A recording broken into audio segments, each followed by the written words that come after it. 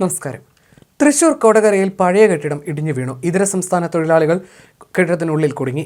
2 ഇതര സംസ്ഥാന തൊഴിലാളികളാണ് ഉള്ളിൽ കുടുങ്ങിയിരിക്കുന്നത്.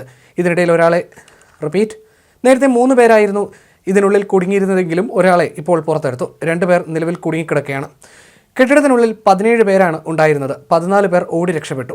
രക്ഷാപ്രവർത്തനം പുരോഗമിക്കുകയാണ്. JCB ഉപയോഗിച്ചാണ് രക്ഷാപ്രവർത്തനം. പഴയ കെട്ടിടത്തിന്റെ മുൻഭാഗമാണ് രാവിലെ ഇടിഞ്ഞു വീണത്. പുതുക്കാട് നിന്ന് ഫയർഫോഴ്സ് സ്ഥലത്തെത്തിയാണ് രക്ഷാപ്രവർത്തനം തുടങ്ങിയത്. 3 പേർ അകത്ത് കുടുങ്ങിയിരുന്നുവെന്നും 6 മണിയോടെയാണ് അപകടമുണ്ടായതെന്നും തൊഴിലാളികൾ പറഞ്ഞു. 4 വർഷമായി ഇവിടെ ജോലി ചെയ്യുന്നതായി തൊഴിലാളികൾ പറഞ്ഞു. ജോലിക്ക് പോകാനുള്ള ഒരുക്കത്തിനിടയിലായിരുന്നു ദുരന്തമുണ്ടായത്. കൊടകര ടൗണിലാണ് സംഭവം. രാഹുൽ, അലീം, റൂബൻ എന്നീ തൊഴിലാളികളാണ് അപകടത്തിൽപ്പെട്ടത്. ഇതിലൊരാളെയാണ് ഇപ്പോൾ രക്ഷപ്പെടുത്തിയിരിക്കുന്നത്. അപകടത്തിൽ നിന്ന് രക്ഷപ്പെട്ട 14 പേർക്ക് കാര്യമായ പരിക്കുകളില്ലെന്നും റിപ്പോർട്ടുകളുണ്ട്. തൊഴിലാളികൾ ജോലിക്കായി പുറത്തേക്ക് ഇറങ്ങുന്ന സമയത്താണ് അപകടമുണ്ടായത്. കെട്ടിടത്തിന്റെ അവശിഷ്ടങ്ങൾക്കിടയിലാണ് തൊഴിലാളികൾ കുടുങ്ങിയതെന്നും കരുതുന്നു.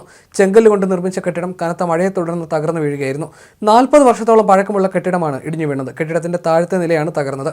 കെട്ടിടത്തിൽ താമസിച്ചിരുന്ന 9 പേർ തലനാരിഴയ്ക്കാണ് രക്ഷപ്പെട്ടത്. കൊൽക്കത്ത സ്വദേശികളാണ് അപകടത്തിൽപ്പെട്ടതെന്നാണ് വിവരം.